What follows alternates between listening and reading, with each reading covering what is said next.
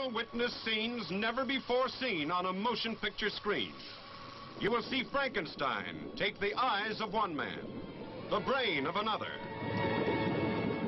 You will see lifeless hands begin to move. You will see a man turn into the world's most terrifying monster. Hello, everyone, and welcome once again to the Sunday Matinee. We are on episode 7, and we're going to be doing another Halloween-themed episode this week, looking at the studio that's been called the studio that dripped blood, Hammer Studios, one of the great horror studios. I'm going to be doing the episode solo this week. Maybe keep it down a little more concise. So hopefully I'll get the gang back together next week. So let's get started with some housekeeping and some news. So if you want to know more about us, you can find us on Facebook at facebook.com/truthinfilm, on Twitter at Sunday_matinee. And obviously, if you're watching this, you have found us on YouTube. Bookmark, the channel page, subscribe, and keep watching the stuff we're putting out. So let's move on to the news. So the big bombshell that dropped this last week is that the 25th James Bond film, No Time to Die, has again been delayed, this time from its November 20th release date all the way out until April 2nd, 2021. Effectively, it's been delayed pretty much an entire year at this point. But the aftershock of this announcement is that Cineworld is going to be closing down practically all of its theaters in the UK, and Regal will be closing down all of its theaters here in the United States, because No Time to Die was sort of the only fall blockbuster release at this point. Black Widow has already been delayed into next year, and now with No Time to Die being delayed, the only big tentpole releases left are all in December. All that's really left are Wonder Woman 1984, Dune, and Pixar's Soul. But theater owners are worried that with no big movies opening until December, they're just not going to be able to last, and a shutdown seems to be imminent. So I'm keeping my eye on that. So honestly, I didn't think that we'd be going back to see movies until next year anyway. So this doesn't really, it sucks, but I absolutely understand what they're trying to get at with delaying these releases. Speaking of films that were delayed and finally did make it to theaters, I did actually get to see Tenet at a drive-in last week. Unfortunately, I had an interesting experience. I haven't been to a drive-in movie theater in almost 20 years, and cars have changed significantly since then.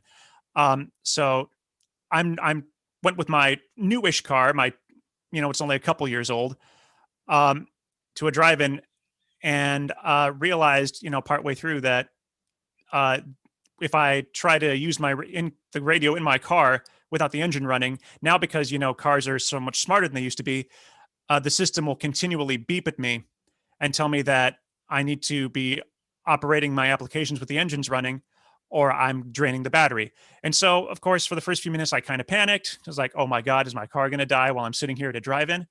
But, finally I thought, okay, my battery can't be that dead. But it was still very annoying throughout the entire movie. Every 2 or 3 minutes, the car would just beep at me. So my advice is, if you're going to drive-ins, and that may be a thing next summer if we are still in this pandemic mode, and we have a lot more movies coming to drive-ins, get a portable radio. Don't necessarily use your car radio unless you just have an older car that doesn't have, all the smart little amenities that that most cars have these days. So there's that. Also, just a few days ago, it was announced that, and this is very interesting, Jamie Foxx's Electro from The Amazing Spider-Man 2, which was released back in 2014. It was Sony's second film in their rebooted Spider-Man series with Andrew Garfield. Jamie Foxx's Electro is set to return for the as yet untitled Spider-Man 3 in the Marvel Cinematic Universe. And this, of course, raises a ton of questions regarding are we going to start seeing a sort of live action Spider-Verse crossover? Will we see Andrew Garfield? We already had J.K. Simmons return as J. Jonah Jameson at the end of Spider-Man Far From Home in a very brief cameo. So, are we going to start seeing that sort of unity of Spider franchises?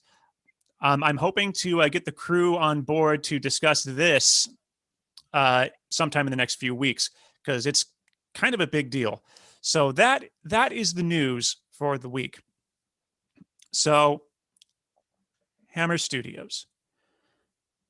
I won't go into detail about when they were founded and all the stuff that led up to their first horror films. There's some great documentaries you can find on YouTube. I'm going to talk first about Hammer as I was introduced to it.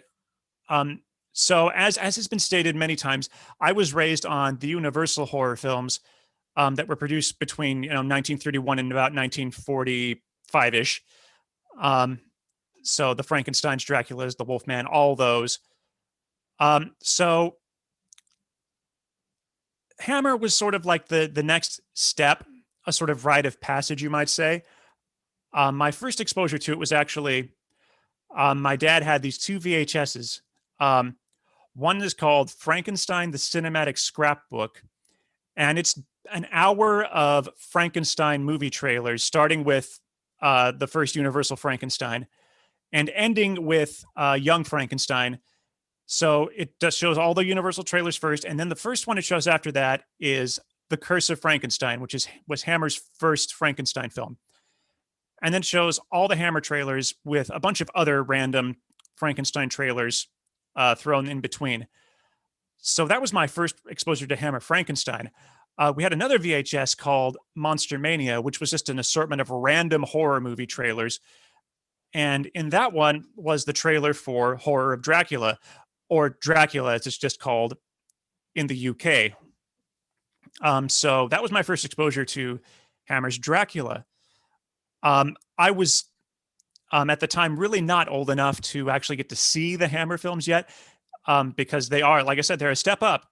Universal's films are not graphic, not gory, and by today's standards, not even particularly scary. Hammer is that next step. So by the time I was in middle school, my dad finally decided it was okay to start exposing me to some of the earlier Hammer films, not the later ones. We'll talk about why not the later ones later. So I don't remember which one was my first. It was either Curse of Frankenstein, The Evil of Frankenstein, or Horror of Dracula. But it was I definitely saw those three within close proximity to each other.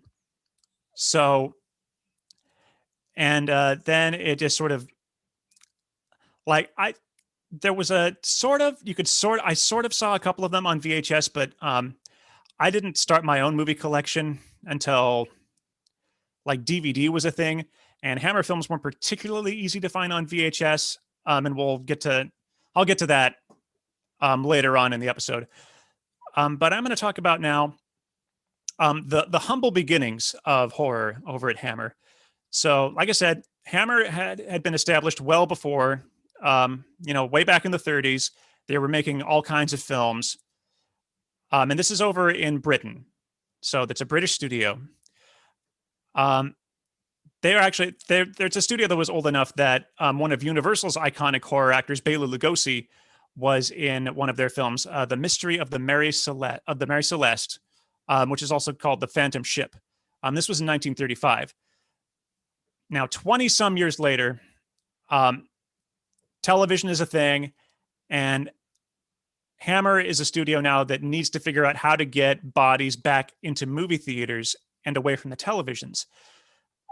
So what they decide to do is to take a BBC serial program called Quatermass and adapt that into a film. But they want to adapt it into an X-rated film.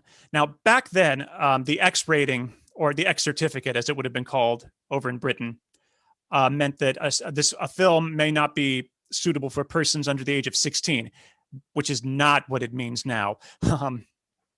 at least not in this country, in America. So they were sort of trying to push the boundaries of what you could do with science. This Quatermass is science fiction, so they were trying to push that, trying to make it as gory and horrific as they could, but still accessible to most audiences. And they pulled it off. Quatermass was a huge hit. They followed it up with another science fiction film called X the Unknown, and what followed was in the late 50s.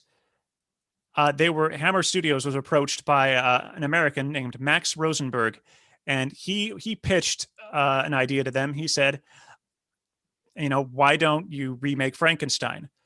My screenwriter partner has a script ready to go, and you just have to, we can strike a deal and you're good to go. Hammer didn't particularly like the script, and then the producers at Hammer realized, wait a second, we can still make Frankenstein. We just don't have to use this script because Frankenstein is in the Frankenstein that Mary Shelley's novel is in the public domain. So we can adapt it any way we want to. We can do a script in-house. So that's what they did. They got their screenwriter for Quatermass, Jimmy Sangster, to pen the script. But Universal did contact Hammer and say, hey, you cannot use anything in your film that we used in our film that was not in the original book. Most specifically, Universal was trying to keep Hammer from using the famous Jack Pierce makeup that Boris Karloff and other actors had used throughout the years in the Frankenstein series there. So, Jimmy Sangster was thrilled to be able to just not have to worry about trying to be like Universal, to let Hammer do their own thing. What he did have to worry about was writing with a modest budget in mind. This was not a high budget film for Hammer. None of the Hammer horror films would be particularly high budget. So that's how Curse of Frankenstein basically came to be. And Peter Cushing at the time, he was kind of in a lull with his television contracts. He was not doing television work at the time, and so he auditioned. He pushed for the role of Victor Frankenstein really hard, and he got that. And Hammer was looking for a gentleman who would be tall and menacing to play the creature, and they landed on Christopher Lee because they said not only is he tall, he is, and you could never get away with saying this now, but Christopher Lee is very foreign looking. But he does have this incredible presence in just about everything he's been in. So that was that. It was Peter Cushing and Christopher Lee. The film was directed by Terrence Fisher, music by James Bernard, executive producer Michael Carreras, producer Anthony Hines, associate producer Anthony Nelson Keys, and production designer by Bernard Robinson. And these are the names that are going to pop up on the credits of most of the Hammer films, at least most of the best ones in the late 50s and throughout the 60s. The studio changed a lot in the 60s, but these are the names of the people who worked on what are considered like sort of the top tier Hammer films. So the question starts to be, what made Curse of Frankenstein unique? What made it different from what Universal had done with their Frankenstein? So Victor Frankenstein in Curse of Frankenstein is a very cold and uncaring man, and goes to the absolute extremes to get the parts he needs to build his creature, which is completely different. In Universal's films, Frankenstein is much more like the book. He regrets what he's done, and he seeks to destroy his creature. So that immediately separates these two films. And you also have a less sympathetic monster. than Boris Karloff, but it's also less iconic.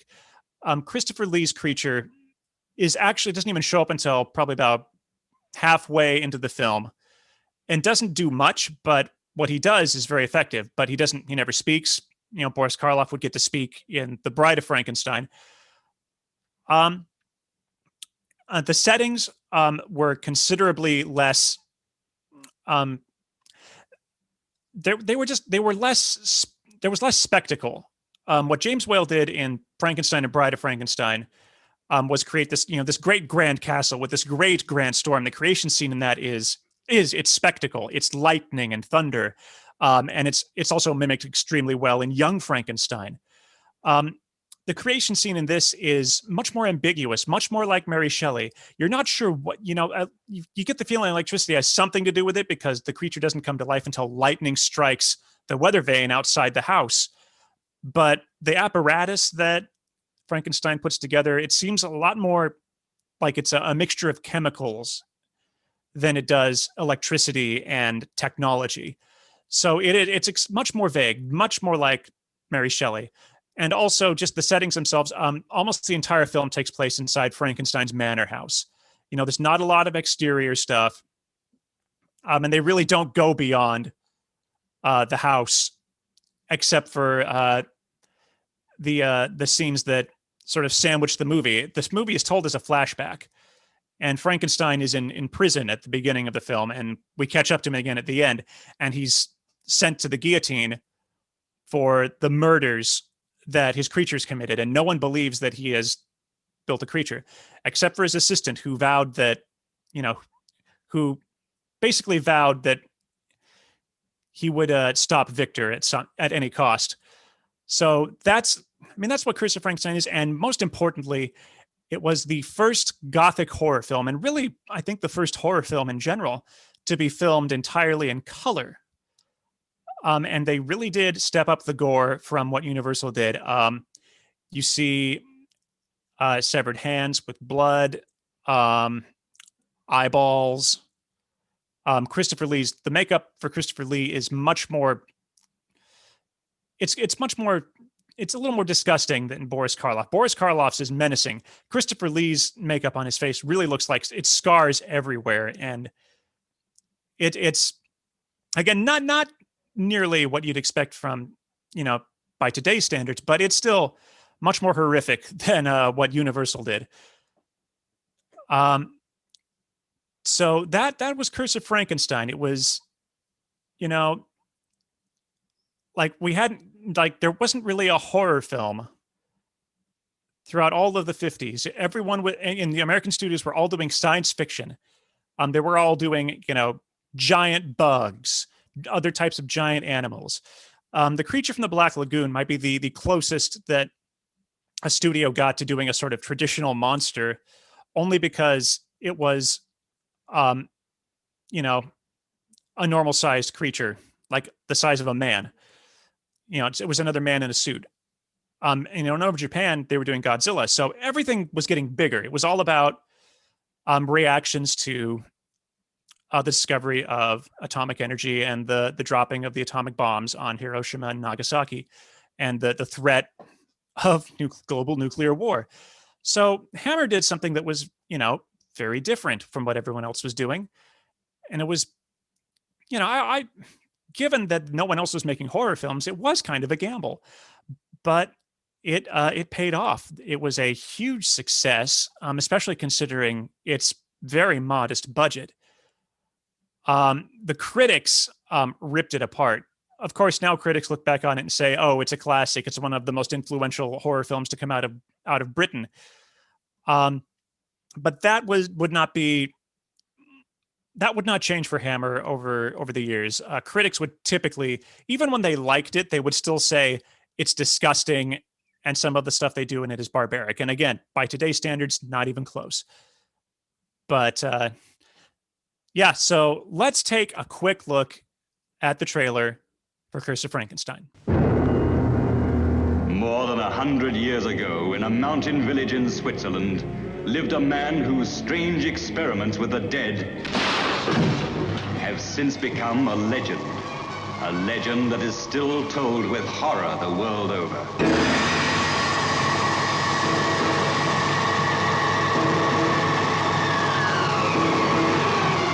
We've only just started, just opened the door. Look, now's the time to go through that door and find what lies beyond it. But don't you see, Paul? We've discovered the source of life itself, and we've used it to restore a creature that was dead. This is Frankenstein, who revolted against nature, who experimented with the devil and was forever cursed. His unwilling collaborator was Paul Kremp.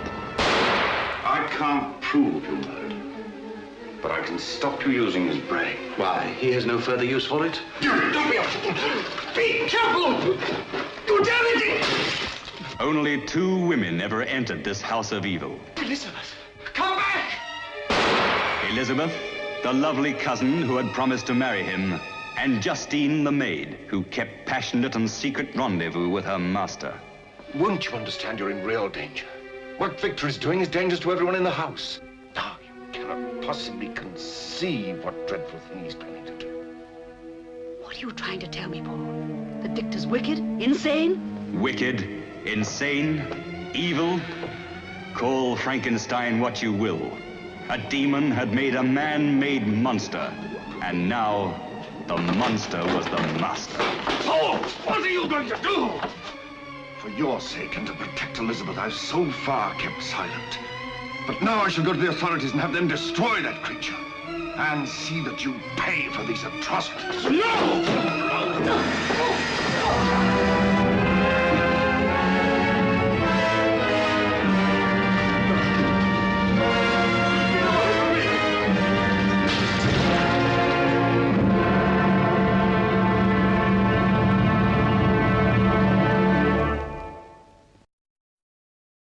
So that was Curse of Frankenstein, as you can see, filmed in glorious color. You don't get to see Christopher Lee's monster too much in the trailer, and it's kind of obscured in the shadows. But that's kind of what the movie's like, anyways. And again, what else did they change? Hammer would end up putting a lot more emphasis on sex. Not so much in Curse of Frankenstein and a lot of their earlier films, but in Curse of Frankenstein, you have Victor, who's having the affair with Justine, his maid. And you have Elizabeth, who is wearing a dress with a nice low cut. You know, cleavage was going to be a thing you'd see a lot of in horror films. So, but again, it's going to get much crazier much later. So the massive success of Curse of Frankenstein led Hammer to, decide, okay, we need to make more horror films. They immediately greenlit a sequel to Frankenstein, but alongside it, they also greenlit the next big thing. We've done Frankenstein, so now we have to do Dracula. So let's take a moment and look at the trailer for what in Britain was just called Dracula. When it was released in the United States, this is Horror of Dracula. This is the story of Dracula, a creature who destroys all whom he touches. Dracula, the terrifying, the feared, who sleeps in the tombs of the dead by day and arises at night to inflict his terror upon the innocent and the unsuspecting. Oh, you must help me. You must. You're my only hope. You must. I'll help you. I promise.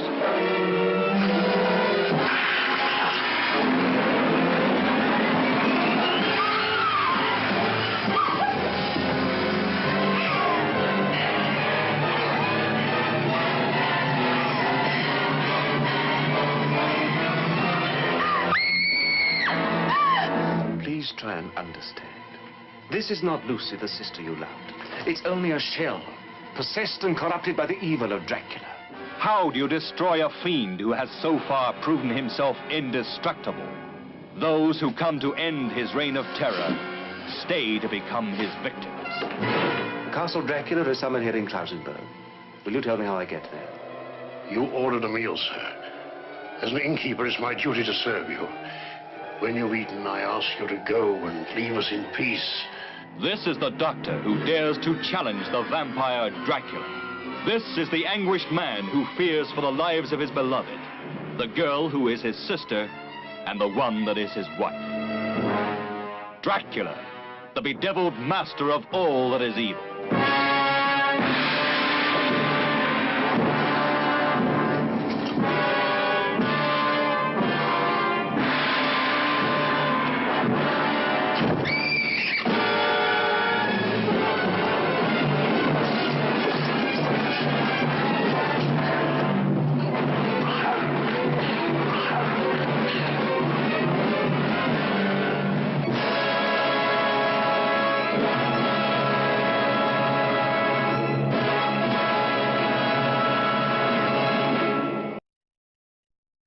All right, so yeah, there's Christopher Lee in all his glory as Dracula.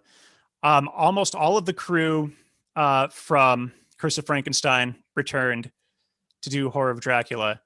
And of course, Peter Cushing came back to play Van Helsing in Horror of Dracula, and then alongside Christopher Lee. Cushing and Lee would be a great duo for Hammer. So Dracula did not get necessarily the same sort of restrictions from Universal that Frankenstein did, and I think that a lot of that has to do with, the fact the Dracula makeup for Universal is not iconic. It's nothing huge, whereas the Frankenstein one is, a huge trademark. That is huge for them, and it is iconic. We all think of the flat-headed monster at Halloween when we think of Frankenstein. That being said, they still had to think about the budget when writing the script. So rather than Dracula coming to England, having a long sea voyage to England, Dracula's castle is like a day or two away by carriage. And again, a lot of interior sets with this. Actually, and I talked about this on last week's episode. They used the same staircase in Dracula's castle for 3 different locations and just dressed the set differently for each one. So if you look closely, there's that same staircase, just in different places. So Dracula, to this day, Hammer's Dracula, just the film itself, is still considered less iconic than Universal's with Bela Lugosi. But I would actually consider Christopher Lee's performance to be the definitive depiction of Dracula among the classic films. A lot of fans nowadays might point to Gary Oldman in Bram Stoker's Dracula. But Christopher Lee, really, no other actor has played Dracula as much as Lee would for Hammer. And he did 2 other films outside of Hammer, one which was just another version of Dracula.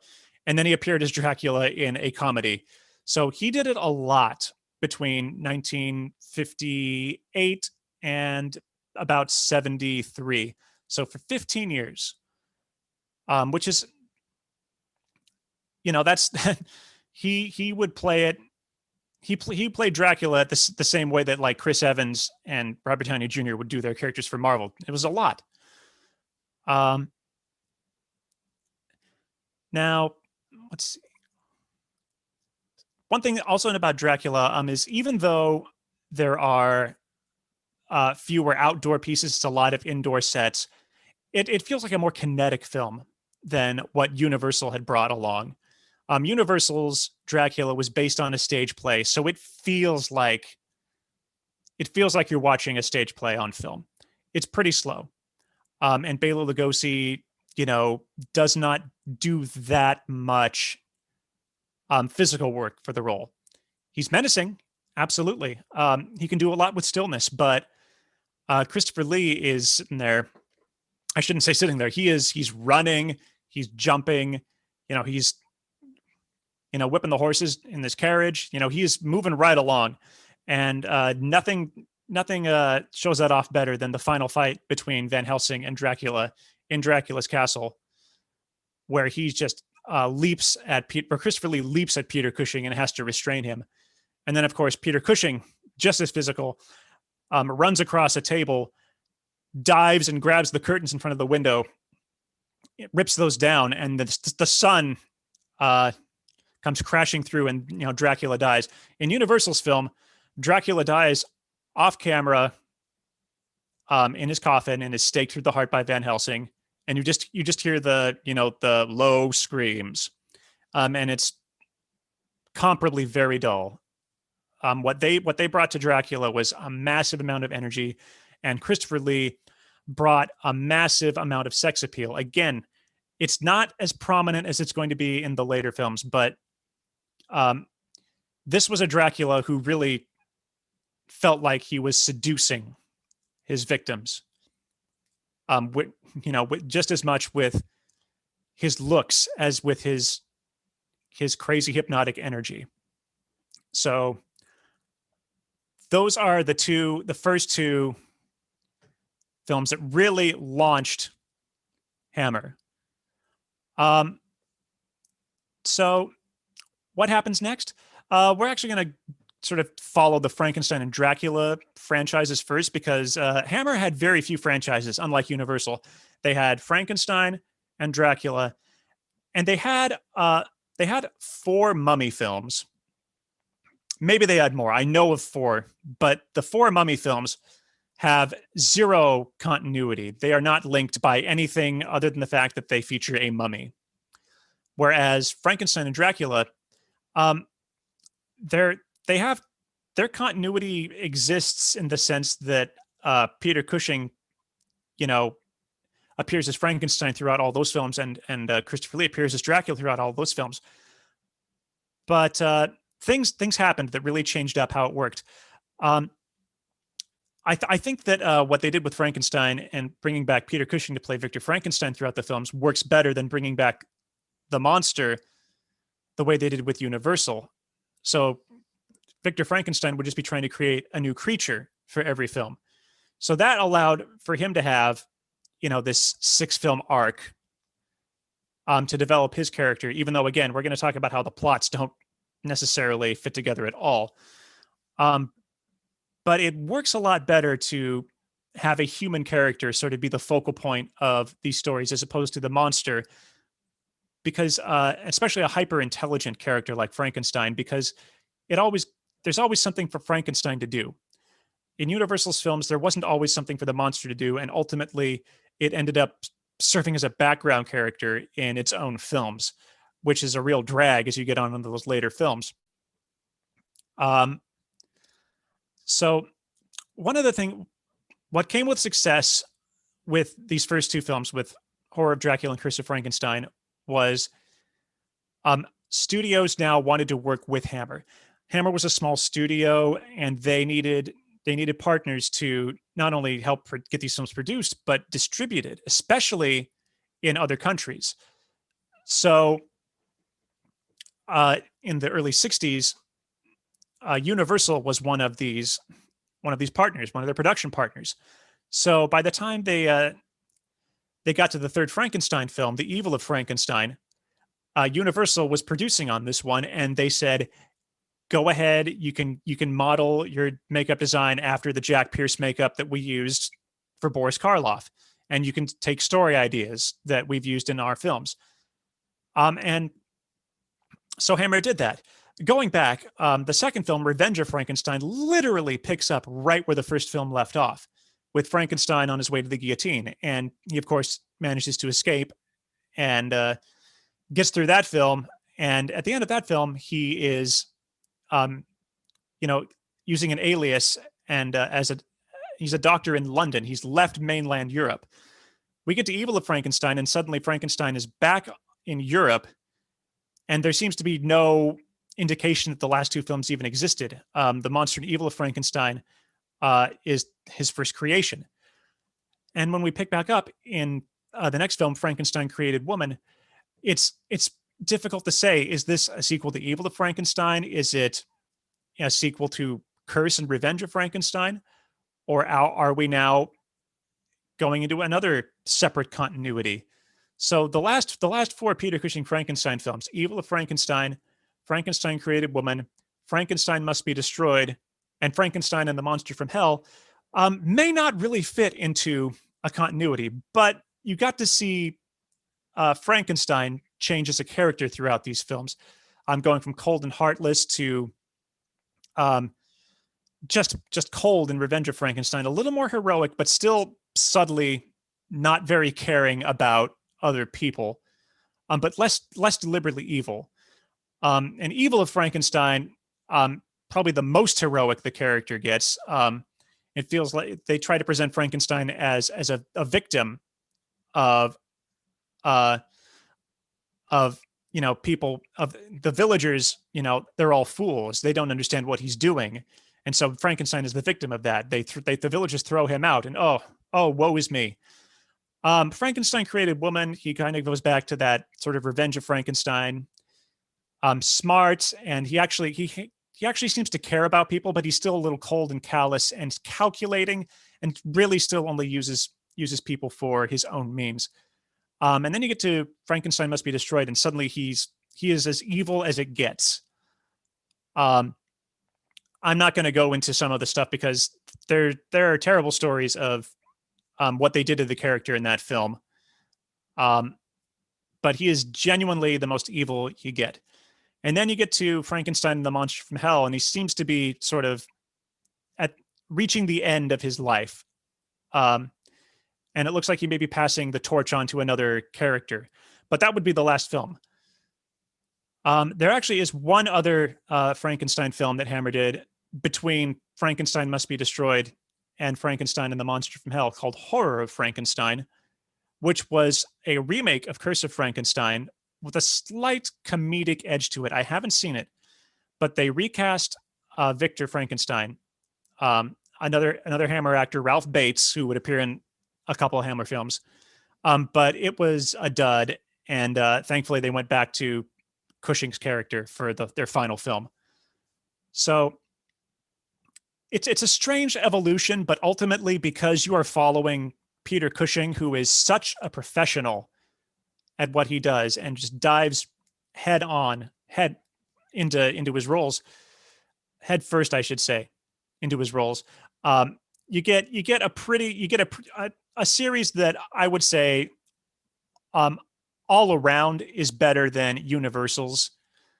Even though Frankenstein, Bride of Frankenstein are still like the two of the best Frankenstein movies ever made.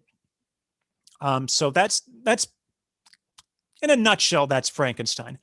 Dracula was a completely different sort of approach. To me, Dracula feels like the approach Hammer took with Dracula was the same approach that Universal took with Frankenstein. They had a really strong start early on, but the quality overall just starts dipping immensely by Christopher Lee's third film, which is Dracula Has Risen from the Grave.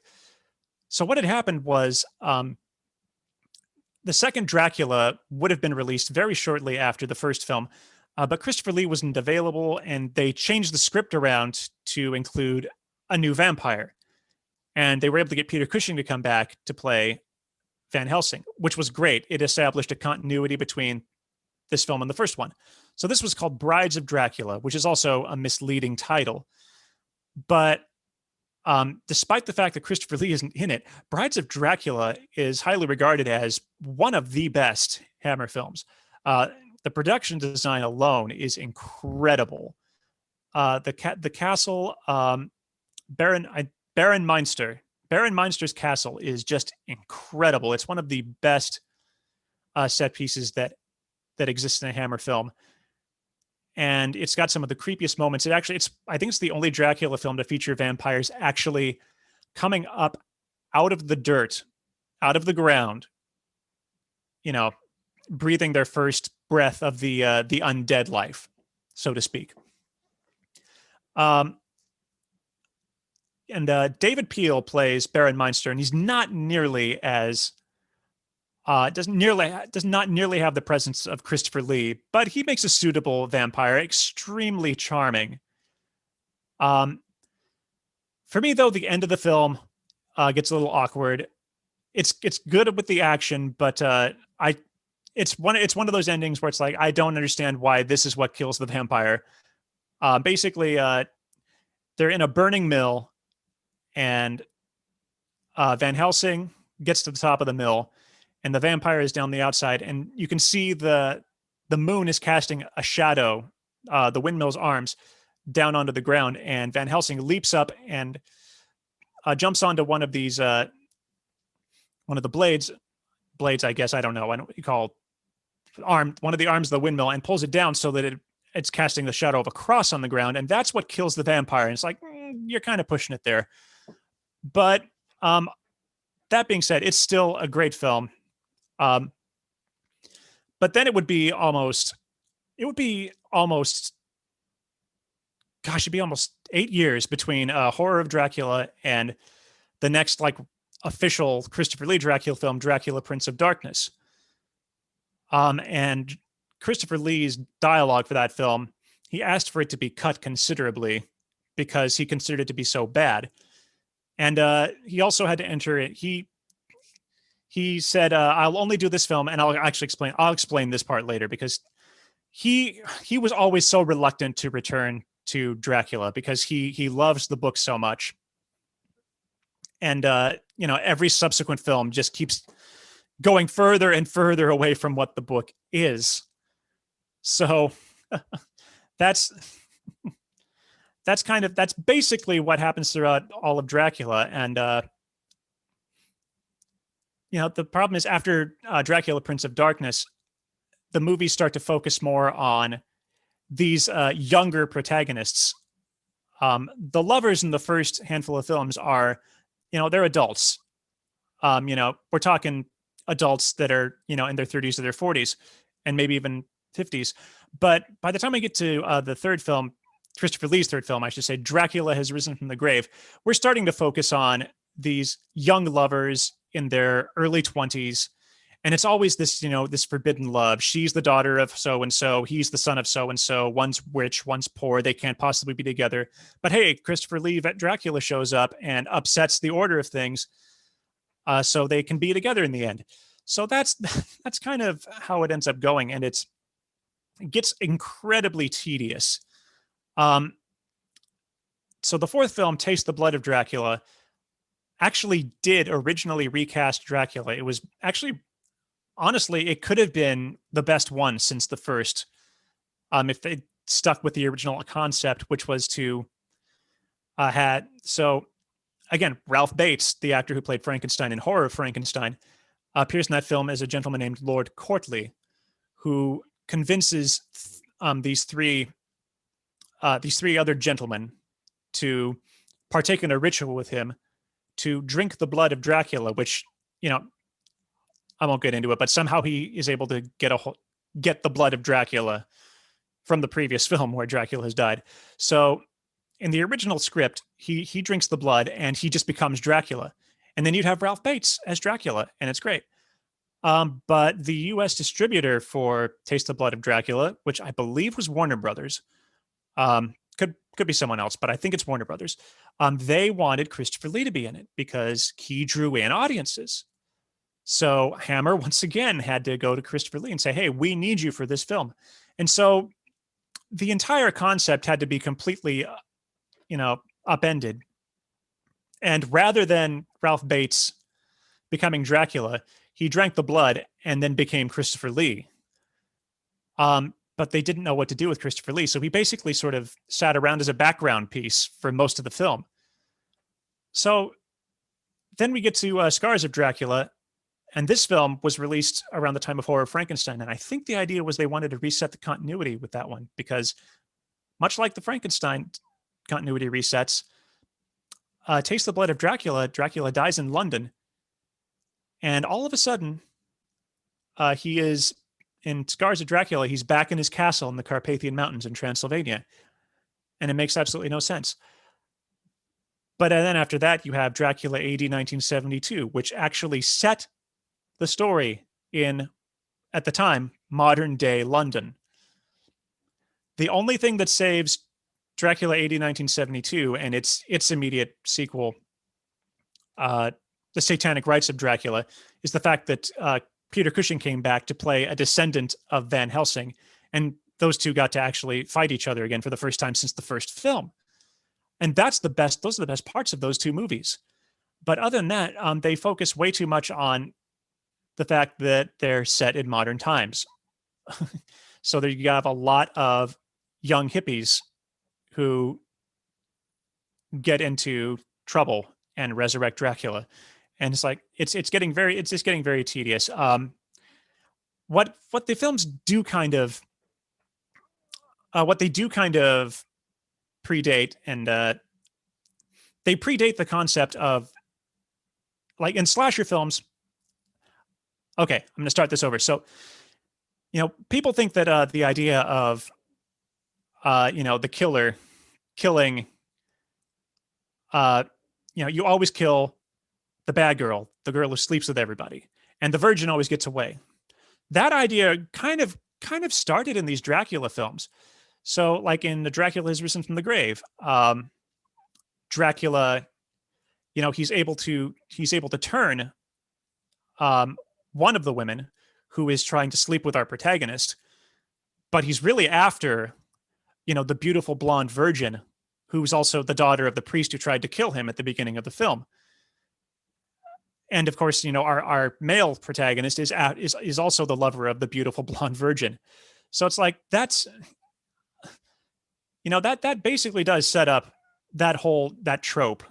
The problem is Dracula just stopped feeling like he was as important to the proceedings as Frankenstein did in his series. So, and then when it was all said and done, Hammer made one more Dracula film, the first one without Christopher Lee, called The Legend of the Seven Golden Vampires. And it takes place in, I believe it's in China. I believe it's in Hong Kong, actually, because the whole idea was they were trying to capitalize on the success of Kung Fu films at the time. So they tried to mesh Gothic horror with Kung Fu, and I've never seen it. I have heard it's an absolute train wreck, which means I probably should still see it. So there's Dracula for you. So we're going to jump back to talk about Hammer's creative era, which is the mid-'60s, and talk about a couple of films that aren't Frankenstein and Dracula. So, like I was saying earlier, they had different distributors and different producing partners. So Universal was a big one, and when Universal partnered with them, they didn't just get Frankenstein for Evil of Frankenstein. They were finally allowed to take from other Universal franchises. So that's how we got the first Mummy, which takes a lot from the 1940s Universal Mummy films. Hammer's version of Phantom of the Opera borrows heavily from Universal's 1943 version of the story.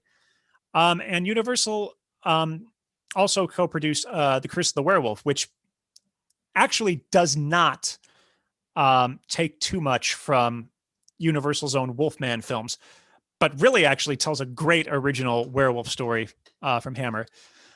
But the early 60s were a hit and miss for Hammer. The Curse of the Werewolf, I think, was one that actually did well for them, but they had a huge misfire with their adaptation of Dr. Jekyll and Mr. Hyde, The Two Faces of Dr. Jekyll, and they're a massive, I won't say massive, but a big flop for them was that adaptation of Phantom of the Opera. That was, probably one of their biggest budgeted films. They wanted to be lavish. They wanted there to be actual opera music. And the sets had to be, spectacular. And audiences just weren't into it. And I can see why. There are parts of their adaptation of Phantom which I think are great. Like I like the idea of it's mostly a mystery film where they're trying, our heroes are trying to discover the identity of the Phantom and what happened to this person before they became the Phantom that drove them crazy. Which is much better than I think Universal's 1943 film, which is basically just there to show off amazing set pieces and Nelson Eddy and Susanna Foster singing. And you even had Claude Rains as the Phantom, and it doesn't feel like a horror film nearly as much. But nothing's ever going to top that 1920s Lon Chaney silent version of Phantom of the Opera, which is like truly That is truly a horror film with a truly horrific phantom. But I digress. So the mid 60s, Hammer took an interesting approach to making 4 specific films. The idea was they're going to make 4 films, 2 pairs of films. One pair would use the same sets and crew and actors, and the other pair would use another set, different blocks of set, crew, and actors. So out of that, what you got was you got Dracula, Prince of Darkness, which I've already talked about, and Rasputin, the Mad Monk. So this is relevant because what they were trying to do was, by doing these films back to back to back to back, was save money, obviously. And I believe Rasputin is the one that went the most over budget. Dracula, Prince of Darkness may have too. But Christopher Lee, part of his deal with Dracula, Prince of Darkness was, I will only do this film if you let me play Rasputin. And Hammer has said, okay, yeah, we've got to let him do this because we need him as Dracula. And Rasputin is arguably Christopher Lee's best performance in a Hammer film. It's been a long time since I've seen it, but it's very powerful, and one of the few times you get to see Christopher Lee in a Hammer film as a villain, where he has a significant chunk of dialogue and gets to use that powerful voice. In the handful of occasions where he gets to play a hero, he has a lot of dialogue, but like he's most remembered for Dracula and having very few lines. So the other 2 films that came out of this concept were The Plague of the Zombies and The Reptile. And these 2 didn't use a lot of the same cast. They had Jacqueline Pierce appear in both films, and that's really it. But they definitely use the same sets. It's really fun to go back and watch these films back to back and say, oh, there's the Morse from that set, and it's the same thing in The Reptile. And the 2 houses that make up sort of the main set piece of the film are the same. And so it's really fun to see how Hammer could economically create these 2 different stories using a lot of the same stuff. And the same is said of Dracula, Prince of Darkness, and Rasputin, especially with the exteriors for those films. The outside of Dracula's castle is basically also the outside of the royal family's castle in Russia for Rasputin. So they really did a great job with, creating these 4 films on the budget, even though overall they did end up going over budget. The Reptile, I think, is also just an important film because, like I said, Hammer didn't have too many franchises. So whereas Universal had their Wolfman franchise, Hammer only had Curse of the Werewolf. It was their only werewolf film. But what they did have also was a film called The Gorgon. So The Curse of the Werewolf, The Gorgon, and The Reptile sort of make up this interesting trilogy of characters who transform. It's sort of a shapeshifter trilogy. You have the werewolf, you have a character who's possessed by, the soul of an ancient Greek Gorgon. And then you have the reptile, which is a character who has been cursed by a cult in East Asia who turns into a sort of a snake woman. Honestly, like I think the Reptile and Plague of the Zombies are 2 of Hammer's best films. They utilize the sort of the Cornish countryside feel of the film extremely well. And I like that. They take the setting to a place that you really don't see as much, because most of them take place, on mainland Europe, somewhere in Eastern Europe with Dracula or with Frankenstein, and you have lots of castles and things. You get to see a lot of like regular people in Zombies and in Reptile. Zombies is also relevant as it is really the last zombie film to sort of utilize zombies as a tool with voodoo. These are bodies that are resurrected by someone using, voodoo magic, and controlling them to master his own will. or to do his will, I should say. Just a few years later, George Romero would create Night of the Living Dead and change the zombie genre forever. And that's, Hammer was lucky to get their zombie movie out there right before George Romero would change it, because there really hasn't been a zombie movie like Plague of the Zombies ever since. So I'm going to give you a peek at the trailer for Dracula, Prince of Darkness and Plague of the Zombies. So what happened was each film in these two different pairs ended up getting paired up with one of the other films when they were released to theaters as a double bill. So Dracula got Plague of the Zombies, and Rasputin was paired with The Reptile. And they had trailers that reflected that showed both films in a single trailer, which is really cool. So here's that for you. These are the overlords of death. Now, more real, more terrifying than ever before. Dracula, Prince of Darkness, King of the Vampires. For 10 years, his mortal remains were cherished by his faithful servant, awaiting a victim to provide the life force for the reincarnation of Dracula. A strange premonition warns the guests at Castle Dracula that their host is ready to receive them.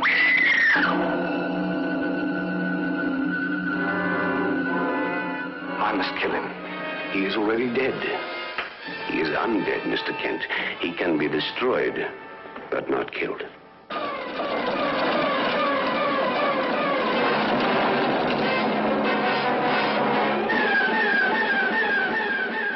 Where's Charles? You don't need Charles.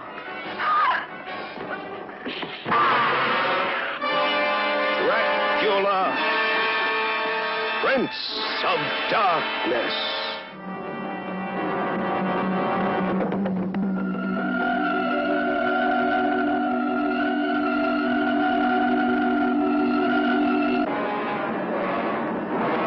Come to a place where men satisfy their bloodlust by hunting human quarry.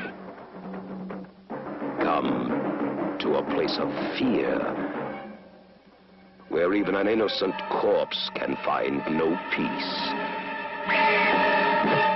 Young man. And Dracula, Prince of Darkness. Boys, get your Dracula fangs free as you enter the theater.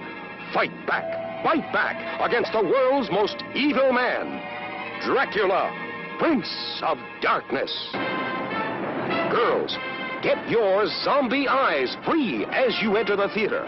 Don't be the next victim of the Plague of the Zombies. All right, so that was Dracula and some zombies coming at you. So while Hammer was in the middle of this, horror renaissance of theirs, they were also making other films. They made Hitchcock-style thrillers, and they made sort of epic adventure films and these prehistoric epic films. Actually, despite the fact that they are best known for their horror films, their most successful film of this era between 57 and about 1976 was a film called 1 Million Years BC. And that is actually, I think a lot of that has to do with the fact that the film stars Raquel Welch. And she is shown prominently on the poster wearing, this animal skin bikini. And if any of you know who Raquel Welch is, you'll know exactly why that brought in audiences. So, and it did also feature amazing stop motion dinosaurs by stop motion genius Ray Harryhausen, who had worked on King Kong and several of his own films around the same era.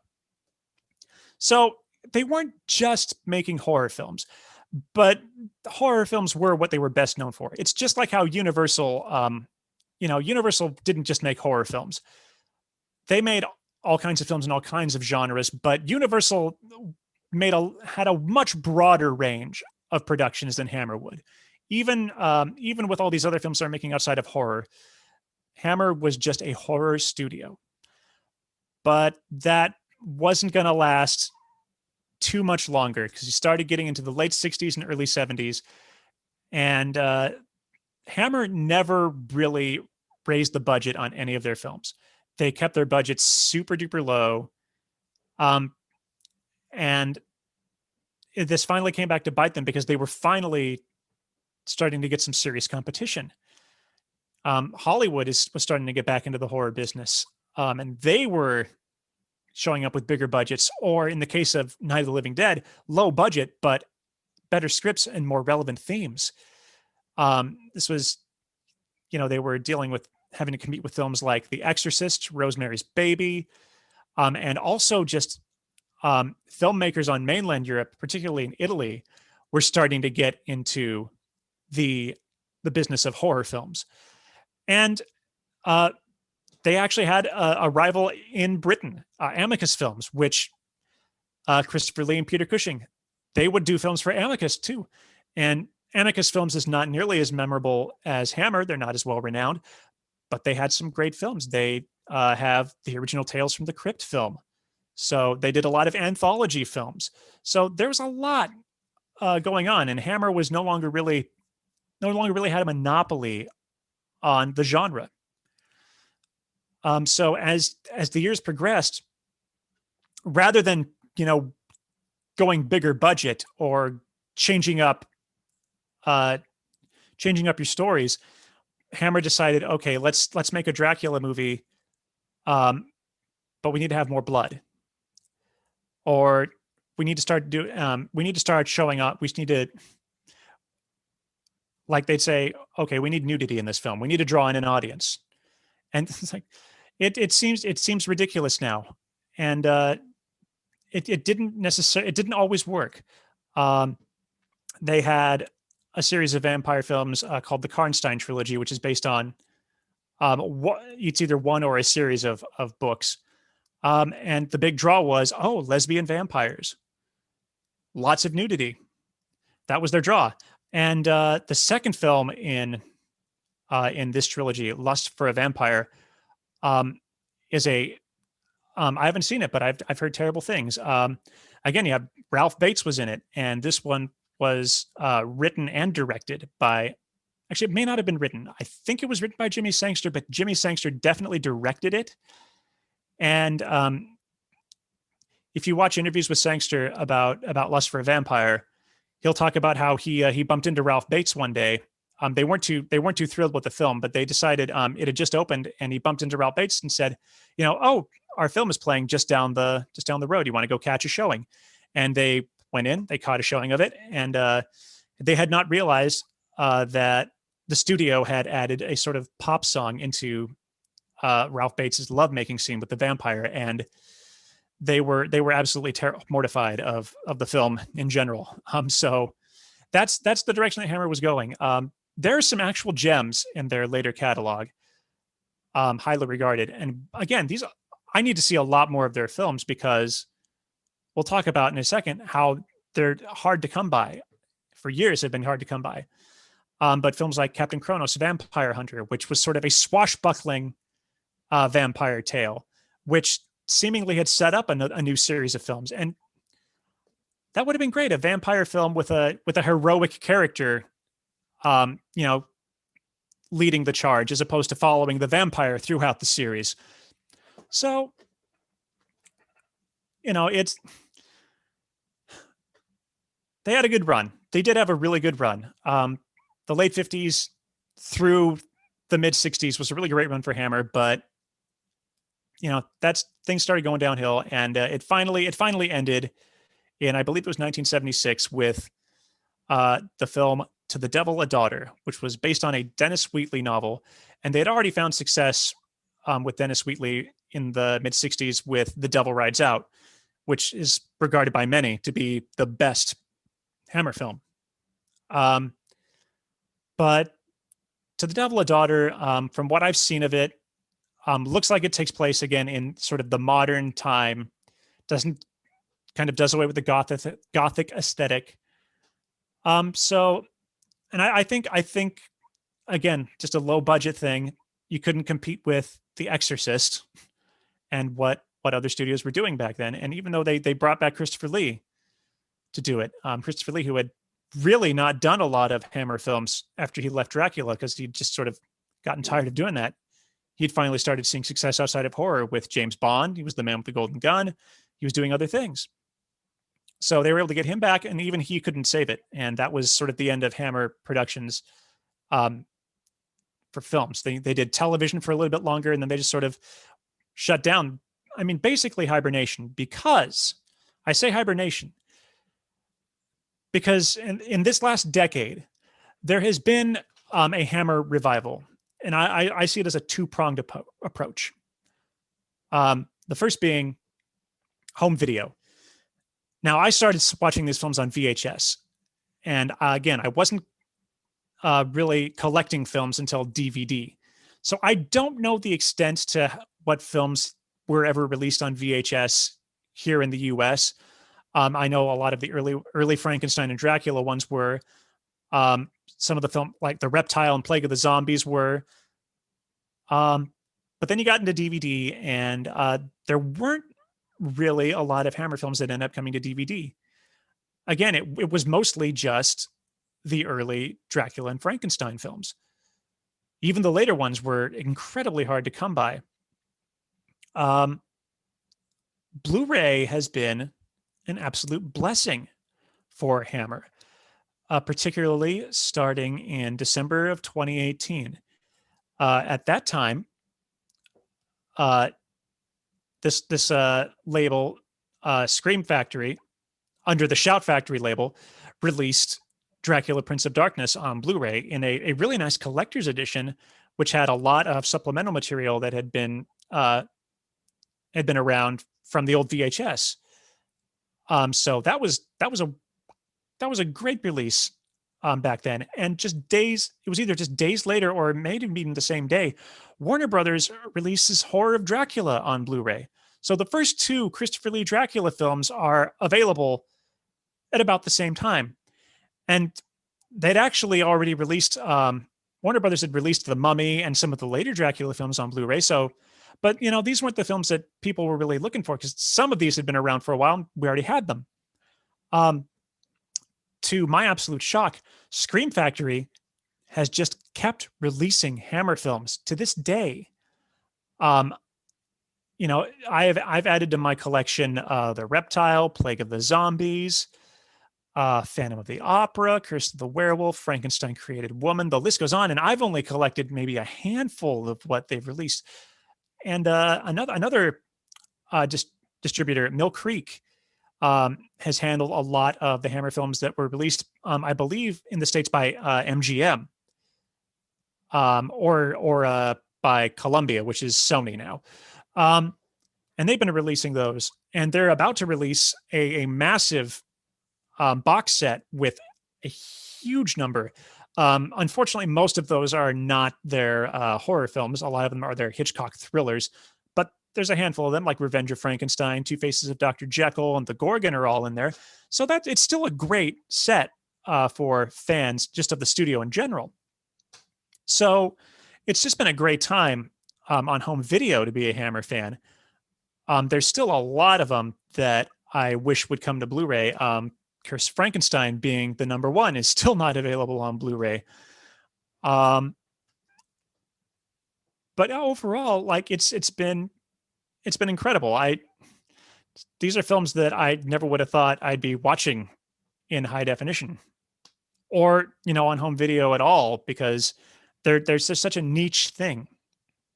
But the other prong to that revival is Hammer sort of was resurrected as a film production studio. In 2010, they released Let Me In, which is a remake of the Swedish vampire film Let the Right One In. And, I think it enjoyed moderate success. I don't know about the States, but it must have enjoyed enough success in Britain. But it was a very well-received film by critics and fans. And since then, they've released The Resident, which is more in line with their thriller films. It stars Hilary Swank, Jeffrey Dean Morgan, and most importantly, Christopher Lee in his last film for Hammer. Christopher Lee would unfortunately pass away in 2015. But Hammer would not stop making films. They've also made a sort of another, I believe, I have not seen this one, but I believe it's another sort of satanic or cult-like film called Wakewood. Their most popular film, no doubt, since this revival, is The Woman in Black. And that, I'm sure, in large part has to do with the casting of Daniel Radcliffe in one of his first post-Harry Potter roles. So there was that. There's also a film about poltergeists, I believe it's Poltergeist. It's definitely some kind of ghost called The Quiet Ones, which stars Sam Claflin. And then they, because The Woman in Black was such a success, they actually did a sequel called The Woman in Black, Angel of Death. And just this year, about a month before lockdown, in somewhat limited release, they released a film called The Lodge. And The Lodge is the only one of these films I've seen apart from The Woman in Black and Let Me In. The Lodge was a very interesting film. It's definitely more of a psychological horror film, but it is about a woman who is spending the holiday with she's supposed to be spending the holiday in a cabin with her fiance and his two children, and his two children don't like her because they feel like she is replacing mother. But husband has to go back into town to go to work, and she and the kids are trapped in the lodge in the snow, and strange things start to happen. So it has kind of a twist I didn't really appreciate, but it still feels like an appropriate horror film for the year. Trapped in a house. You're stuck, you're confined. The way most of us are sort of confining ourselves as best we can during this quarantine. So we don't spread this horrific virus that's been going around. So yeah, like Hammer is not dead. Hammer is very much alive, and I'm glad that rather than going back to sort of create new versions of Dracula and Frankenstein and their old stories, that they are embracing new ideas. But that sort of leads to the sort of last part of this, which is what's next for Hammer. And the answer is, it's tough to say. It wasn't too long ago they announced that they were going to be doing a new version of Quatermass, which Quatermass, is a series that continued on the BBC and has been redone before. So, and it's science fiction, so that's something you can sort of update much more easily, I think, than trying to remake their Frankenstein films. I would love to see them go back and do another Frankenstein or Dracula at some point, because those are the characters that, somehow they're never exhausted. There's always a way to bring them back. I just don't want them to necessarily try and do it the way they used to. So that is Hammer Studios. So thank you everyone for tuning in. It's been a pleasure going at this by myself without any of the crew to bump ideas off of. So thanks for this. We should have some more Halloween content coming up. May take a break in the next 2 weeks to talk about that Spider-Man stuff. But yeah, I mean, yeah, thanks for going on this journey with me with Hammer. And have a good evening.